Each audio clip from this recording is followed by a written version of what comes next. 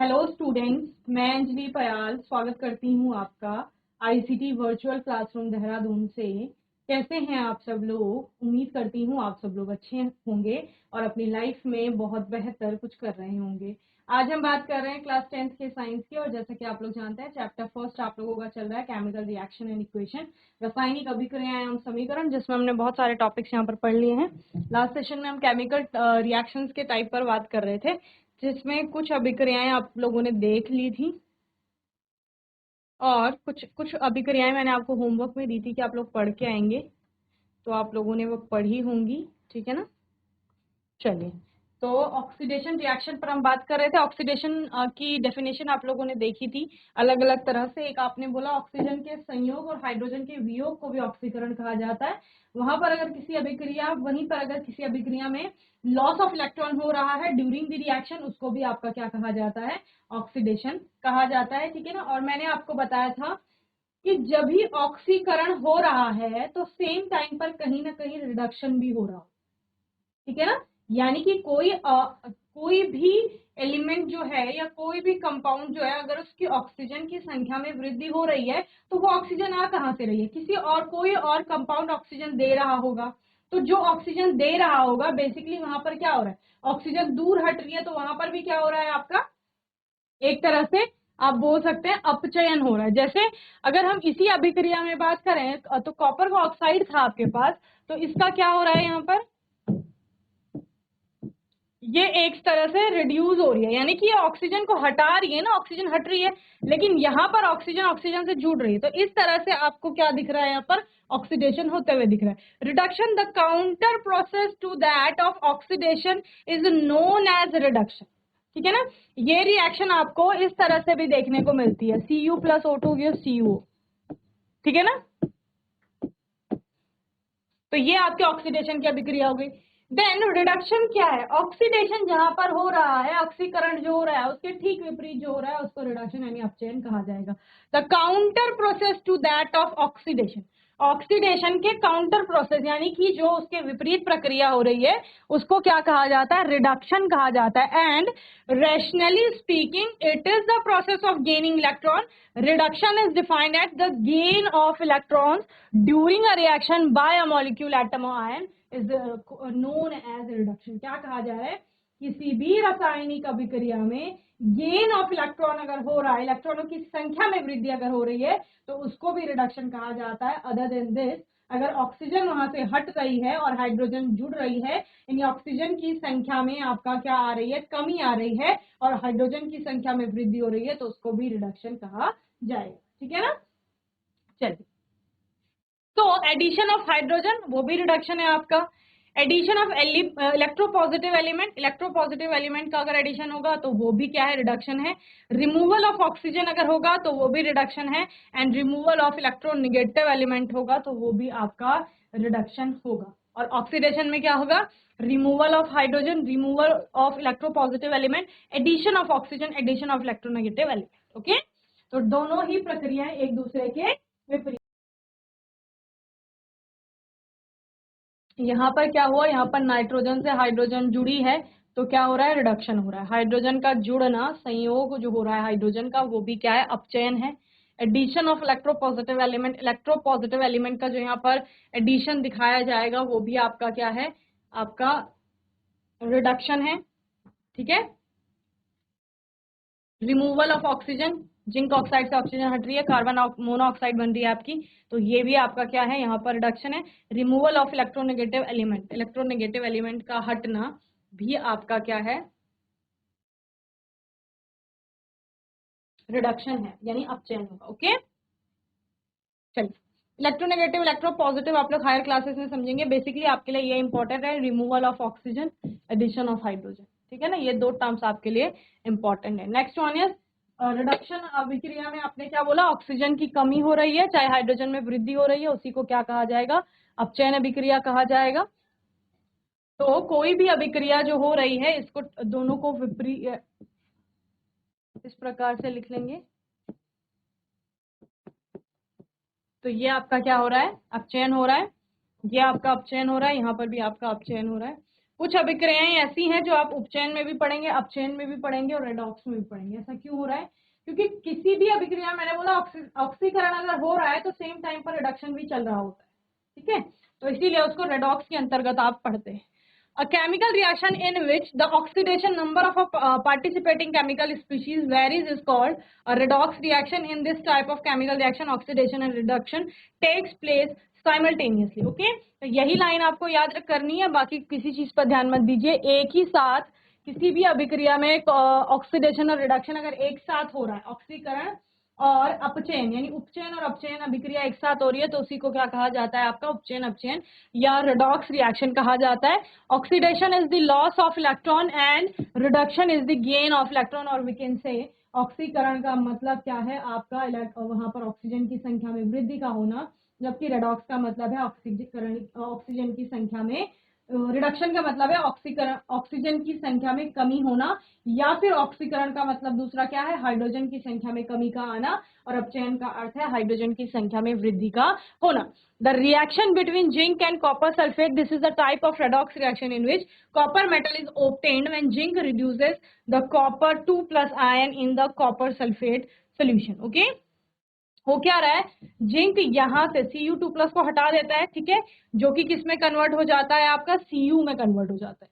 Okay, और Zn जो यहाँ पर था वो Zn से Zn+ में आपका कन्वर्ट हो जाता है। तो इस तरह से जिंक कॉपर सल्फेट, जिंक और कॉपर सल्फेट ये है, देन जिंक सल्फेट और कॉपर आपका यहाँ पर बन रहा है। Here Zn gets oxidised, zinc क्या हो रहा है? ऑक्सीडाइज्ड हो रहा है।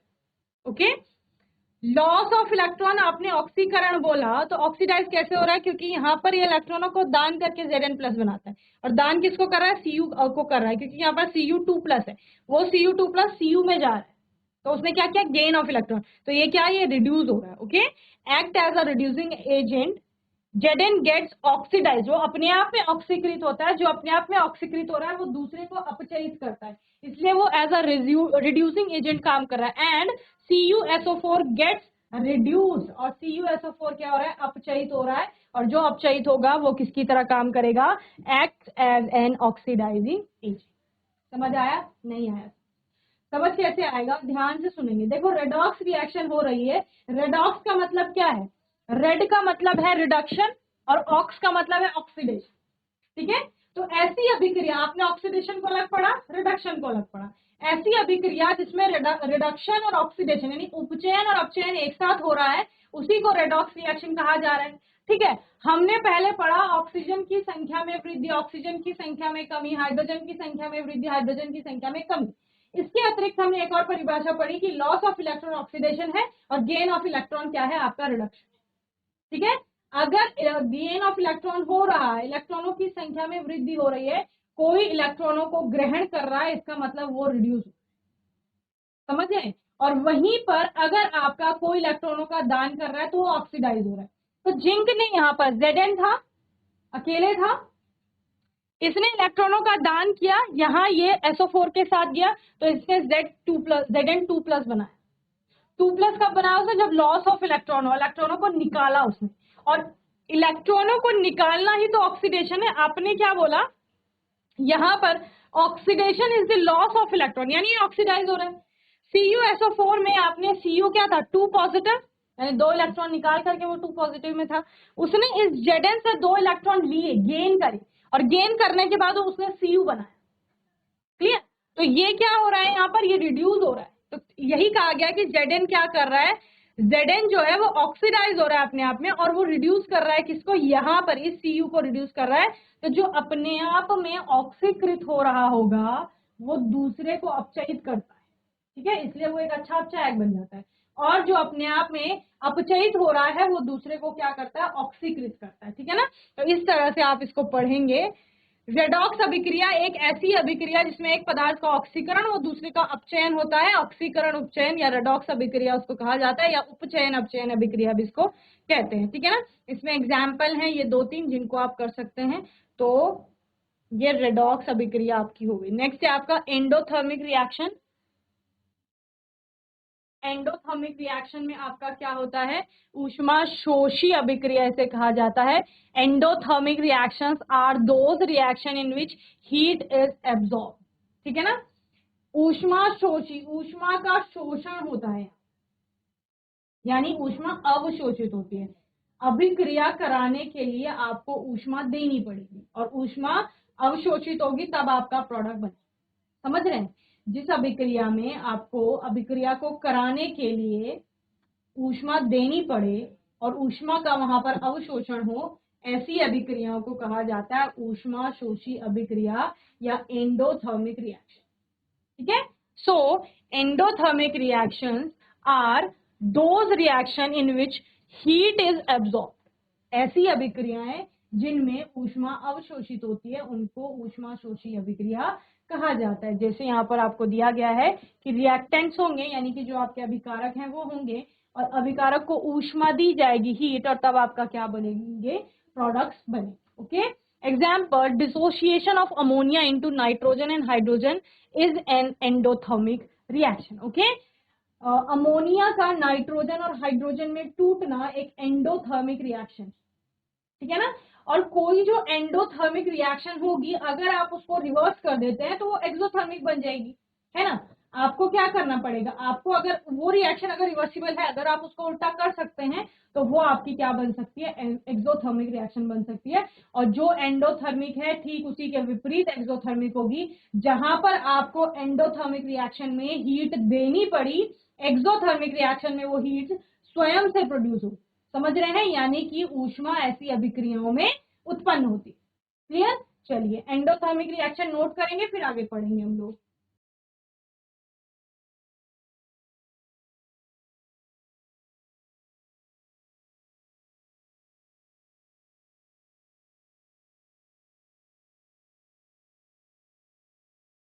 ऊष्मा शोषी अभिक्रिया, जिस रासायनिक अभिक्रिया में ऊष्मा या ऊर्जा का अवशोषण होता है वह क्या है? ऊष्मा शोषी अभिक्रिया है। देखो कुछ भी नहीं, साइंस में कुछ कुछ टर्म्स तो आपकी ऐसी होती हैं कि वहां पर आपको क्या करना है, जो टर्म्स लिखी गई है उसी के बेसिस पर आपको समझ आ जाएगा कि है क्या। ऊष्मा शोषी, ऊष्मा का क्या हो रहा है? शोषण हो रहा है, अवशोषण हो रहा है, ठीक है ना। ऊष्मा यानी कि हीट, और हीट क्या हो रही है? एब्जॉर्ब हो रही है ड्यूरिंग द रिएक्शन, तो इसी को क्या कहा जा रहा है? ऊष्मा शोषी अभिक्रिया कहा जा रहा है। जैसे यहाँ पर एग्जाम्पल दिया गया था आपको, ठीक है ना। एक दूसरा एग्जाम्पल लिख लेंगे जहां पर NH3 को हीट दी गई, तो वो आपका किसमें?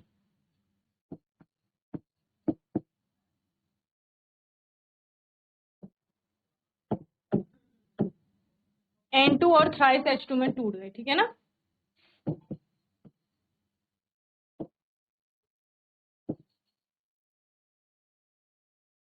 फ्रंट सीट पे गर्ल्स बैठी हैं, स्माइल क्यों कर रहे हैं बताओ? हंस रहे हो कि कितनी सिंपल सी रिएक्शन का टाइप है। इससे पहले कुछ भी नोट नहीं किया, कुछ भी समझ नहीं आया होगा। Next one is exothermic reaction. अब बहुत ही आसान है, कितना आसान है कि हमने एंडोथर्मिक पढ़ ली है, अब हमें पता है एक्सोथर्मिक में क्या होगा। एंडोथर्मिक में बोला गया कि ऊष्मा अवशोषित होगी, यहाँ पर ठीक उसके विपरीत जब उत्पाद बनेगा तो उसके साथ साथ ऊष्मा उत्पन्न होगी, ठीक है। क्या कहा गया? अभिकारक है, अभिकारक से उत्पाद बना और उत्पाद के साथ ऊष्मा उत्पन्न हुई। और इससे पहले आपने क्या बोला कि अभिकारक है और अभिकारक के साथ हमें ऊष्मा देनी पड़ रही है। अभिकारकों को ऊष्मा देनी पड़ रही है तब आपकी रिएक्शन जो है वो आगे को प्रोसीड हो रही है और देन आपका प्रोडक्ट फॉर्म हो रहा है। ओके, और इसके आगे आपने क्या बोला एक्सोथर्मिक में कि यहाँ पर अभिकारक से उत्पाद बन रहे हैं, जो भी प्रोसेस होगा, प्रोसीजर होगा, उसके बाद प्रोडक्ट के साथ साथ हीट आपकी क्या होगी? इवॉल्व होगी या रिलीज होगी, और यही क्या है? एक्सोथर्मिक रिएक्शन है, ठीक है। So what is exothermic reaction? Exothermic reaction are those reaction in which heat is release. ऐसी अभिक्रियाएं जिनमें ऊष्मा उत्पन्न होती है उनको क्या कहा जाता है? ऊष्मा क्षेपी अभिक्रिया कहा जाता है। Okay, for example formation of ammonia from nitrogen and hydrogen is an exothermic reaction, ठीक है ना। ऐसी अभिक्रिया जिसमें आपका क्या हो रहा है? ऊष्मा उत्पन्न हो रही है, ऊष्मा क्षेपी अभिक्रिया है। और वहां हमने जो अमोनिया का नाइट्रोजन और हाइड्रोजन में टूटना था वो हमने एक एंडोथर्मिक में पढ़ा, ऊष्मा शोषी में। और ठीक उसी को उल्टा करके लिख लेंगे तो आपका क्या हो जाएगी? एक्सोथर्मिक हो जाएगी, यानी ऊष्मा क्षेपी अभिक्रिया, ठीक है। और ऊष्मा क्षेपी अभिक्रिया कहाँ देखिए? कंबशन वाली जितनी भी रिएक्शन होती है, दहन की अभिक्रियाएं जो होती हैं उनमें देखो आप बेसिकली अगर आप एक सिंपल सा कागज भी जलाओगे ना, तो कागज जलाने पर भी आपकी हीट इवॉल्व होगी, ऊष्मा उत्पन्न होती है ना। तो उसी प्रकार से दहन की जो मीथेन का कंबशन लिख लो आप यहाँ पर, तो उसमें भी क्या होगी, आपकी हीट जो है वो इवॉल्व होगी, प्रोड्यूस होगी। ऊष्मा क्षेपी अभिक्रियाएं, ठीक है, जिस अभिक्रिया में ऊष्मा निकलती है वो क्या है आपकी ऊष्मा क्षेपी अभिक्रिया है, ठीक है।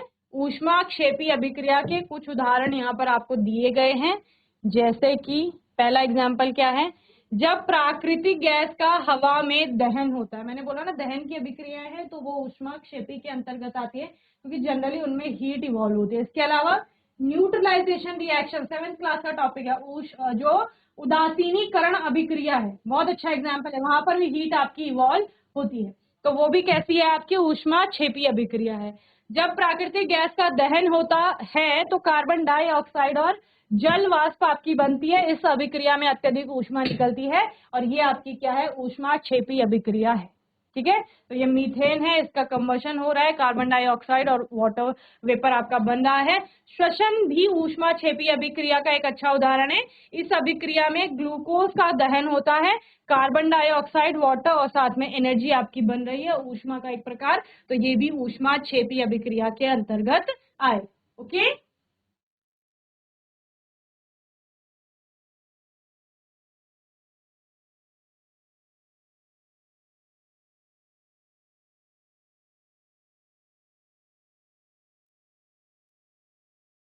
चलिए नेक्स्ट है आपका प्रेसिपिटेशन रिएक्शन, अवक्षेपण की अभिक्रिया जिसे कहा जाता है। इस अभिक्रिया में भी वही है, नाम से ही आपको समझ में आएगा। प्रेसिपिटेशन रिएक्शन में बेसिकली प्रेसिपिटेट आपके फॉर्म होते हैं, ठीक है। प्रेसिपिटेट क्या होता है आपका अवक्षेप जिसे कहा जाता है। जब आप कोई दो क्लियर सॉल्यूशंस को मिलाते हैं सपोज, और उनको मिलाने पर कुछ व्हाइट कलर का, येलो कलर का, किसी भी कलर का आपका, जैसे बेसिकली चॉक पाउडर होता है ना, उसी तरह का कुछ अगर प्रोड्यूस होता है, उसी को आपका प्रेसिपिटेट कहा जाता है, ठीक है ना। यानी एक सॉलिड सब्सटेंस होता है जो जनरली इनसॉल्युबल होता है वाटर के साथ। ओके, तो आप उन चीजों को सेपरेट कर, या उस सॉल्यूशन में इनसॉल्युबल वो होगा, तो उसी को प्रेसिपिटेट कहा जाता है। सो प्रेसिपिटेट अलग अलग प्रकार के आप पढ़ते हो अलग अलग अभिक्रियाओं में, लेकिन जहां पर भी आपको प्रेसिपिटेट फॉर्म होता हुआ दिख रहा है, पीपीटी भी इसको कहा जाता है, वो बनता हुआ दिख रहा है, तो उसको ही क्या कहा जा रहा है, प्रेसिपिटेशन रिएक्शन कहा जा रहा है। A chemical reaction that involves the formation of an insoluble product. Okay, ऐसी रासायनिक अभिक्रिया जिसमें एक इनसॉल्युबल प्रोडक्ट फॉर्म होता है, जिसको प्रेसिपिटेट कहा जाता है, इज कॉल्ड प्रेसिपिटेशन रिएक्शन, ठीक है ना। प्रेसिपिटेशन रिएक्शन ऐसी अभिक्रिया है जहां पर प्रेसिपिटेट फॉर्म हो रहा है। Okay, the reactants are soluble but the product form would be insoluble and separated out as a solid. Okay, reactant जो आपके हैं, अभिकारक जो है वो सॉल्युबल हो सकते हैं, लेकिन जो प्रोडक्ट फॉर्म हो रहा है वो जनरली क्या होता है आपका इनसॉल्युबल होता है। Precipitation reaction occur when a solution originally containing dissolved species produced a solid which generally is denser and falls to the bottom of the reaction vessel। आपने अभिक्रिया की, अभिक्रिया के फल स्वरूप जो प्रोडक्ट बना वो क्या हुआ, उस वेसल में जो ग्लासवेयर था, जो भी आपका बर्तन था, बीकर था, टेस्ट ट्यूब थी, उसमें जब वो नीचे बैठ गया है उसी को प्रेसिपिटेट कहा गया है आपका। The most common precipitation reaction occurring in aqua solution involve the formation of an insoluble ionic compound when two solution containing soluble compounds are mixed। Consider what happens when an aqueous solution of NaCl is added to an aqueous solution of AgNO3। The first solution containing hydrated Na positive and Cl ions and the second solution Ag plus and NO3 negative। ठीक है ना। हो क्या रहा है यहाँ पर, generally जैसे आपने कहा कि हम सोल्यूशन बना रहे हैं, तो जनरली एक्वा सॉल्यूशंस बनाए जाते हैं। एक्वा सॉल्यूशन यानी जलीय विलयन, यानी कि जो केमिकल लिया है उसको जल के साथ मिला दिया तो उसका जलीय विलयन हो गया। जैसे NaCl का जलीय विलयन बोला जाएगा तो यानी NaCl वो जो नमक है, साधारण नमक जिसको आप कह रहे हो, उसको पानी के साथ मिला दिया तो उसका जलीय विलयन बन गया। सेम AgNO3 है, उसका एक्वा सॉल्यूशन, उसको जल के साथ मिला दिया तो वो टूटेगा, किसमें टूटेगा, आयंस में टूटेगा। Na पॉजिटिव और Cl नेगेटिव आयन फॉर्म करेगा। आयन 9th क्लास का टॉपिक है आपका। Ag पॉजिटिव और NO3 नेगेटिव में आपका AgNO3 टूटेगा। The overall double displacement reaction is represented by the following balanced equation. अब यहाँ पर एक और टर्म आई है, डबल डिस्प्लेसमेंट रिएक्शन। मैंने आपको क्या बोला था, कुछ कुछ अभिक्रियाएं आपकी ऐसी हो सकती है जिनको आप दो दो जगह पढ़ेंगे, यानी ये डबल डिस्प्लेसमेंट में भी आएगा क्योंकि यहाँ पर आयंस का एक्सचेंज होगा। इसके अलावा क्योंकि एक कंपाउंड के द्वारा प्रेसिपिटेट फॉर्म किया जा रहा है, एक कंपाउंड प्रेसिपिटेट के फॉर्म में बन रहा है, तो इसको प्रेसिपिटेशन के अंतर्गत भी आप लोग पढ़ें, ठीक है ना। सो NaCl और AgNO3 के बीच में अभिक्रिया होती है और ये दोनों अपने आयन को आपस में क्या करते हैं, एक्सचेंज करते हैं, जिसके फलस्वरूप AgCl और NaNO3 बनता है और यहाँ पर प्रेसिपिटेट फॉर्म होता है। इसी को क्या कहा जा रहा है, आपका प्रेसिपिटेशन रिएक्शन कहा जा रहा है। ओके, चलिए नोट करेंगे जल्दी से।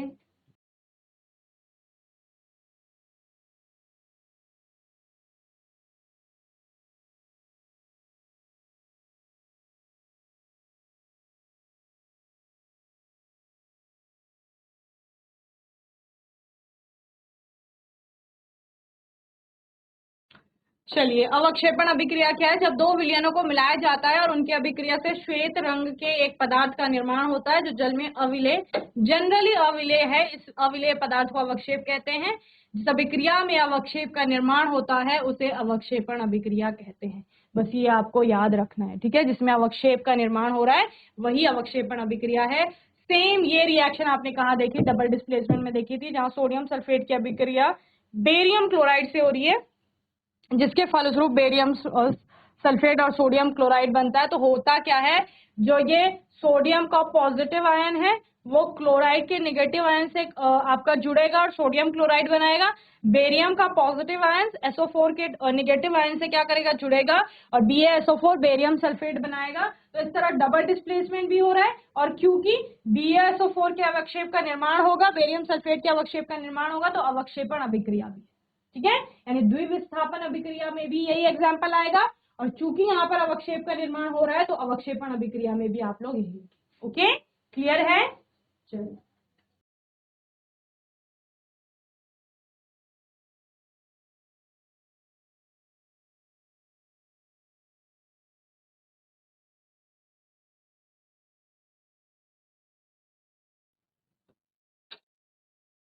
चलिए नेक्स्ट है न्यूट्रलाइजेशन रिएक्शन, उदासीनीकरण अभिक्रिया। जैसे मैंने बोला 7th क्लास का टॉपिक है, कुछ नहीं है। अम्ल और क्षार की अभिक्रिया हो रही है, लवण और जल बन रहे हैं, यही न्यूट्रलाइजेशन रिएक्शन है। ये रिएक्शन अभी आप एसिड बेस के चैप्टर में भी पढ़ते हैं, ठीक है ना। तो N acid and a base react with each other, एक अम्ल और एक क्षार जब एक दूसरे के साथ अभिक्रिया करते हैं तो आपका सॉल्ट और वाटर वहां पर फॉर्म होता है, लवण और जल बनता है। साथ साथ आपका क्या फॉर्म होता है, मैंने बताया है, हीट भी इवॉल्व होती है, यानी ऊष्मा भी उत्पन्न होती है और इसको ऊष्मा क्षेपी अभिक्रिया के अंतर्गत भी आप पढ़ते हैं। तो उदासीनीकरण अभिक्रिया क्या है, जब कोई अम्ल किसी क्षार से अभिक्रिया करता है तो लवण और जल बनता है, यही उदासीनीकरण अभिक्रिया है। जैसे सोडियम हाइड्रोक्साइड और HCl आपका है हाइड्रोक्लोरिक एसिड, जो आपका जुड़ मिल करके NaCl बना रहे हैं, सोडियम क्लोराइड, और साथ में वाटर बन रहा है, ये इसका एग्जाम्पल है। पोटेशियम हाइड्रोक्साइड नाइट्रिक एसिड के साथ रिएक्ट करके आपका यहाँ पर लवण और जल बना रहा है, ये एक और आपका एग्जाम्पल है। ओके, जब अम्ल किसी क्षार से क्रिया करता है तब लवण और जल बनता है, इसे उदासीनीकरण अभिक्रिया कहा जाता है। ओके, होमवर्क में कोरोजन पढ़ के आएंगे, संक्षारण, जंग क्या होता है इसके बारे में, रस्ट की प्रिवेंशन कैसे करेंगे, यानी जंग लगने से कैसे बचाएंगे, और इसके अतिरिक्त आप लोग रेंसिडिटी, विकृत गंधिता को पढ़ के आएंगे, विकृत गंधिता के उदाहरण आप लोग देख के आएंगे और इसको रोकने के क्या क्या उपाय है। 2 इंपॉर्टेंट टॉपिक आपके इस चैप्टर में रह जाते हैं और बाकी 11 टाइप की रिएक्शन आप लोगों ने यहाँ पर देख ली है। कॉम्बिनेशन से चले थे, न्यूट्रलाइजेशन पर आए हैं, यहाँ तक सारी अभिक्रियाओं को एक ही बार में पढ़ लेंगे ताकि एग्जाम में कोई भी आए या अपने नॉलेज को अच्छे से बनाने के लिए इन सभी अभिक्रियाओं के एक बार पढ़ लेंगे। ओके, बाकी कहीं पर भी कोई भी रिएक्शन पूछी जाएगी तो आपको अच्छे से आना चाहिए, ठीक है ना। कोई डाउट होगा, क्वेश्चन होगा, आने वाले सेशन में आप लोग पूछ लेंगे और तब तक के लिए ICT वर्चुअल क्लासरूम से जुड़ने के लिए